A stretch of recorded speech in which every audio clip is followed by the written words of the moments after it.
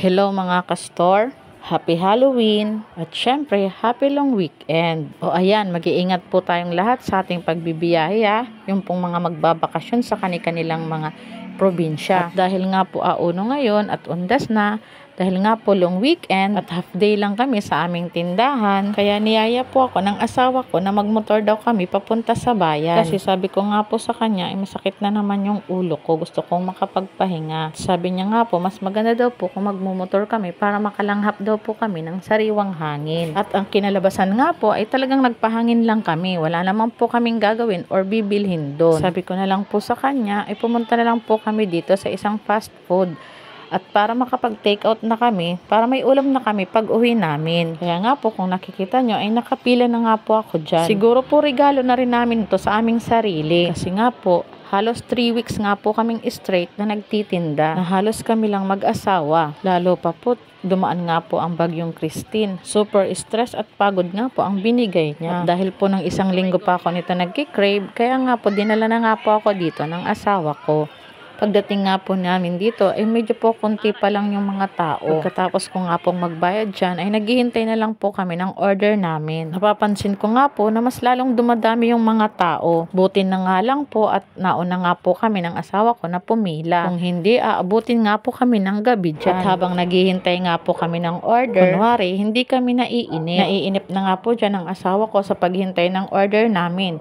Ang mga lalaki talaga. Bakit daw kasi na ano pa yung kumuha yung 10:31? Kasi po ang number ko ay 10:28. Sabi ko naman yung 10:31 at 10:30 ay puro lang naman burger at fries. O diba mas madali namang lutuin yun kaysa naman sa order namin na chicken. Ang mga lalaki talaga mainipin. Kita ko nga po sa monitor na ako na nga po yung sunod. Kaya sabi ko sa kanya, siya na mag-claim ng order namin. Ako na nga nag-order, ako pa ba mag-claim? Charot. Syempre, joke lang. Sabi ko nga po sa kanya, bago niya kunin ng order, ay tingnan niya muna kung kumpleto ito. Nakita ko naman sa kanya na hindi naman siya ang nag-check. Pero nakita ko naman po, okay naman siya, kumpleto naman siya. Kasi nga po, bago din nila ibigay yung order, chine-check naman nga po nila. At kinuha na nga po ng asawa ko ang order at kami nga po ay uuwi na kasi nga po gumagabi na. Chinat ko na nga po pala yung mga bata na sabi ko magsaing na lang po sila kasi nga po may dala na nga po kaming ulam. At ayan na nga po, naglalakad na nga po kami, papunta nga po doon sa motor namin. Syempre nga po, paminsan-pinsan ay kailangan naman pong gumala.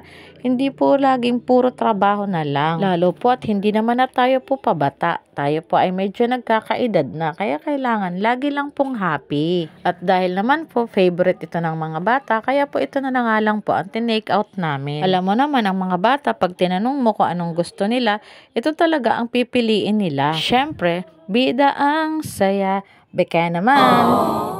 Charot. Aba, may dala pa pala talagang eco bag ng asawa ko, oh. Naka-ready talaga siya. What? Nakaplano. Charot. Naalala ko nga po pala kanina nung papunta pa lang kami dito. Ang tagal nga po naming nakarating dito. Kasi nga po nakalimutan namin na auno nga po pala ngayon. Super dami po talaga ng tao kaya kanina po. Super traffic nga po. Sabi ko nga po sa asawa ko, naku, nakakasisi kung bakit nagpunta pa kami dito. Nakakatakot nga po kasi nga po daming sasakyan. Alam nyo ba mga kastor, na takot po talaga ako sa sobrang dami ng sasakyan. Tapos yung iba po mabibilis pa. Ewan ko po ba, grabe na ang phobia ko sa maraming sasakyan. Lalo na pag may mga naaaksidente. Nilalagyan na nga po ako ng asawa ko ng helmet. Kasi nga po yung helmet na yan, hindi ko talaga mailagay-lagay ng sarili ko.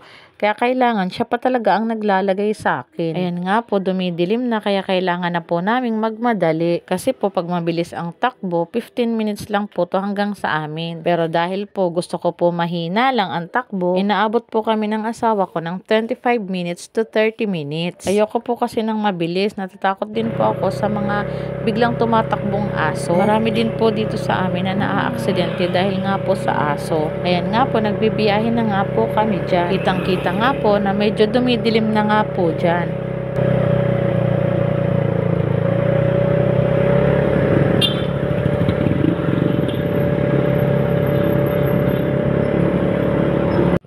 At dito nga po sa party na to, dito nga po ang sobrang maraming tao dahil malapit nga po to sa sementeryo.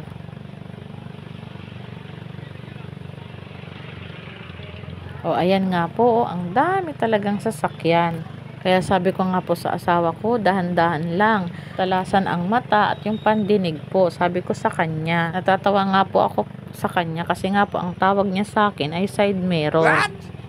Okay lang. Malapit na nga po kami sa bahay at ayan na nga po. Sa tuwing dadating nga po kami, ang asong yan, tuwang-tuwa po yan sa amin. Alam na alam pati po niyan ang tunog ng motor namin. Hello, Dashi! Super bait po ng aso na yan. At dahil po hindi kami nagmerienda pagkadating nga po namin, syempre kainan na. Nag-prepare na nga po ako para makakain na nga po kami. Dahil nga po nagugutom na nga po kami. Sabi ko nga po sabay-sabay na nga po kaming kumain. Kaso nga po ayaw daw po nilang kumain sa harap ng camera. Charot. Sige na nga, ako na nga lang. Naghahanap nga po pala ako dyan ng chicken wings.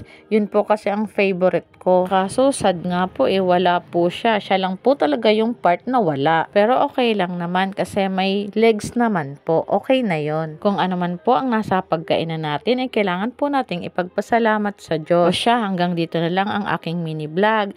Maraming salamat po sa mga biyaya. Thank you mga kastor. Bye-bye!